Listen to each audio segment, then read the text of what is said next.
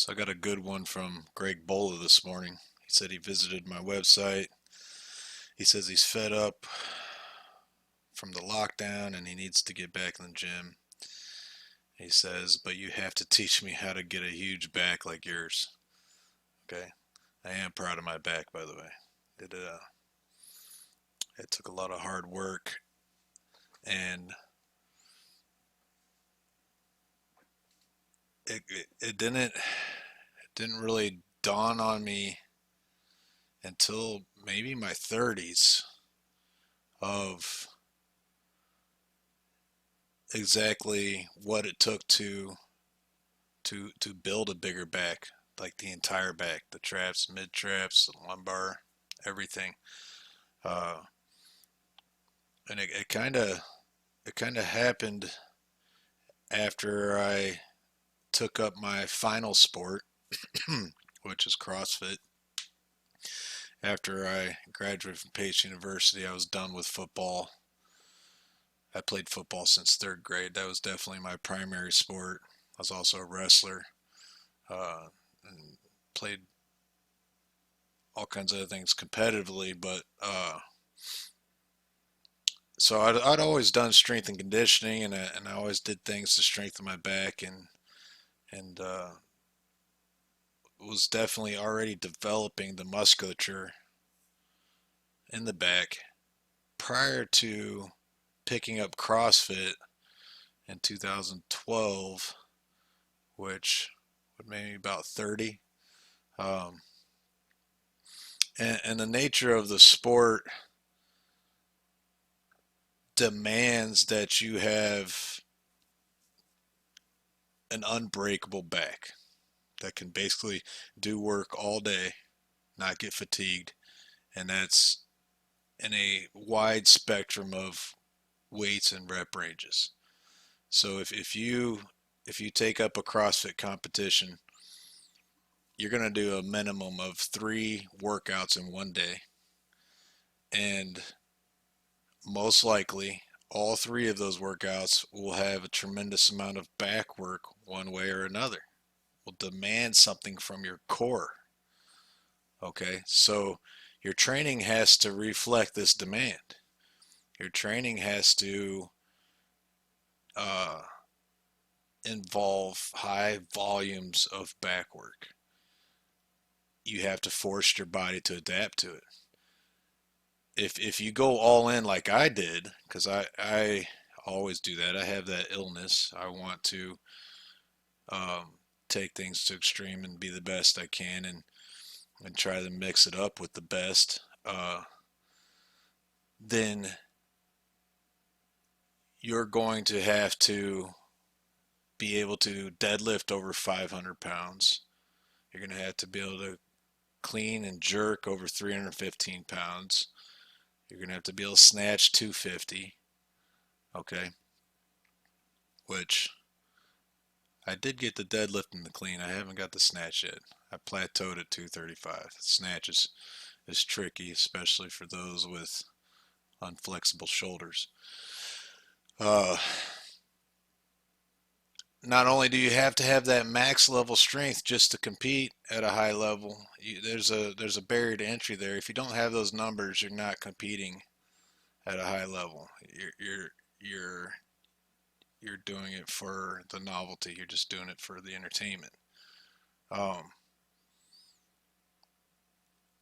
Once you have those in place, it's going to require lots of Olympic weightlifting, lots of powerlifting. So that's one of the keys to developing a big back, even if you just want it for personal reasons, not even competing, is go ahead and throw in deadlifting, cleans, and snatches. Okay. Some of you might argue or complain, what do I need those snatches for and those cleans? Because they're so technical and demanding, and can't I just do shrugs? Uh, can I do less complicated lifts? And not if you want to maximize muscle growth.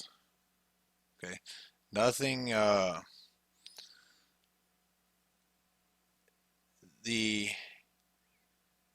the key element when it comes to those Olympic lifts is there's probably, I would argue, there's probably nothing more demanding of your endocrine system than those lifts. You're talking about maximal power, compound movement, changing directions, uh, using every single joint in your body all at once, the entire musculature. The demands placed on the body in the clean and jerk and snatch are unlike anything else. You can't really replicate it with any other movements. You'll fall short. Okay, if you want to fall short, pick something else, and you'll still have a strong back and a big back. Uh,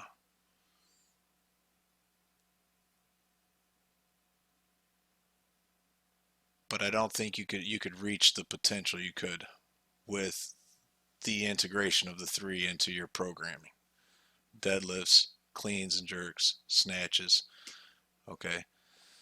Um, so what that looks like in a say in a week of training, um, I would go heavy, like work up to a heavy single or work up to um, some heavy sets of three on the deadlift, the clean, and the snatch every week. Okay, where typically, like in bodybuilding, you'd only go heavy on the back once a week.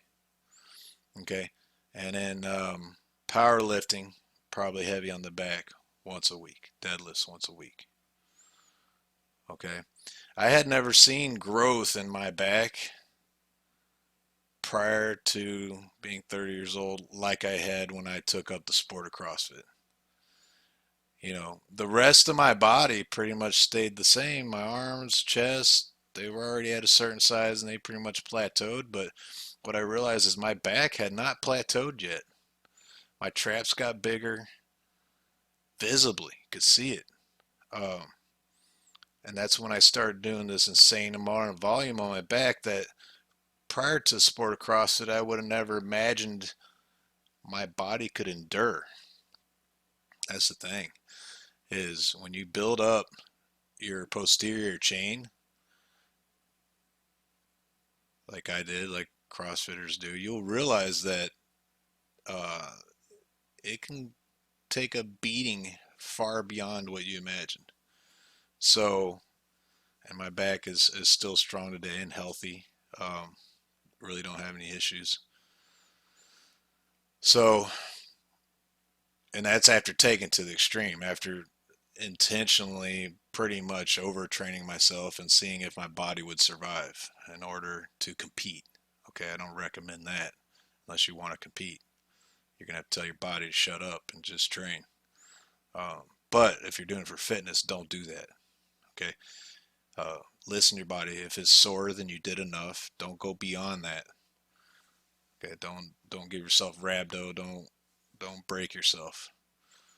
Okay, so that's it in a nutshell. Ramp up your back training. Get all of those lifts in. See how strong you get your deadlift. See how strong you get your clean.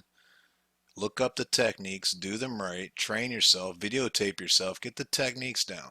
It's worth your time and effort.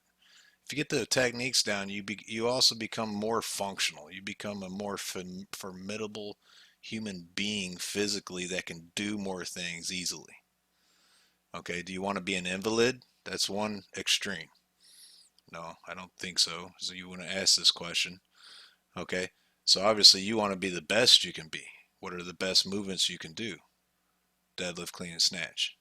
Kill those, learn them, master them, get them as high as you can on the strength side, and then also use them in your conditioning.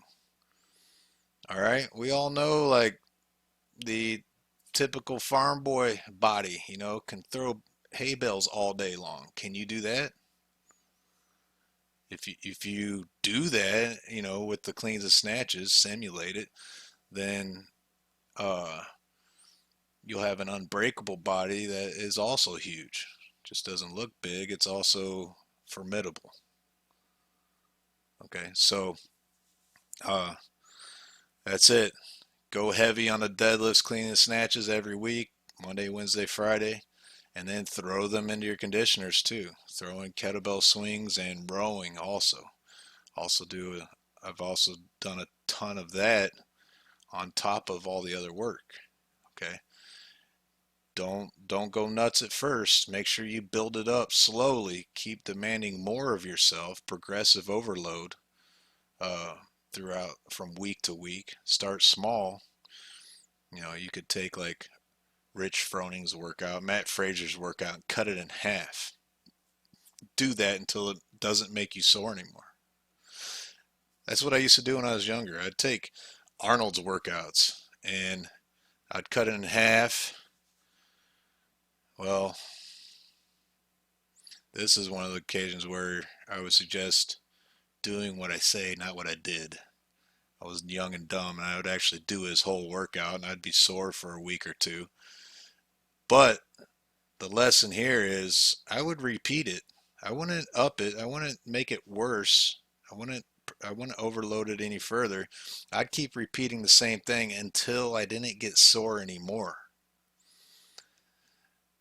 That's there's a lot of science out there. I've gone down a lot of rabbit holes. I'm educated, right? I got a degree. I've been in the lab. I have a science degree. Spent countless numbers of hours in the lab. Painfully familiar with the scientific process. All right, which is basically just collecting data, collecting the most reliable data you can. So, you know, track your weights and your reps and your numbers and numbers of days of soreness. I know it doesn't sound too scientific, but it works. When you don't get sore from the same thing, it's time to overload. It's time to up the weights. It's time to make the workout worse. Don't get complacent. Uh, that's also crucial to building a big back. You'll plateau if you do the same thing over and over again. All right, so uh, that's that was a good question. I like that one.